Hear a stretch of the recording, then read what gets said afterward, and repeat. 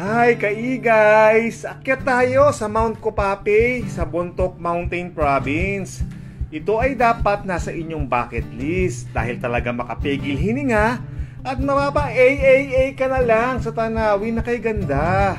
Karaniwang ginagawa ang paglalakad sa umaga sa ganap na alas 4 para masaksihan ang pagsikat ng araw sa tuktok ng Mount Copape. Alas 4 ng madaling araw, madaling pa, at hindi namin napansin ang dinadaan ng paakyat at ito pala ay ang napakagandang maligkong rice terraces. Sa simula ng mga hakbang ay sementado, pagkatapos ay mga lupa na may ugat ng puno at mga bato. Madaling akyatin ang mga ito pataas. Mapapasana all ka na lang dahil sulit ang lahat ng 2 oras at kalahating pag-akyat. Kamangha-mangha ang tanawin na may seabed ng ulap at may maligkong rice terraces sa background. Bucket list check! Kapag pababa, medyo mahirap kontrolin ng mga hakbang at dahil maliwanag na ay nakita namin at lumakad sa unang pagkakataon ang rice terraces. Alas 8 ay nakabalik na sa hotel.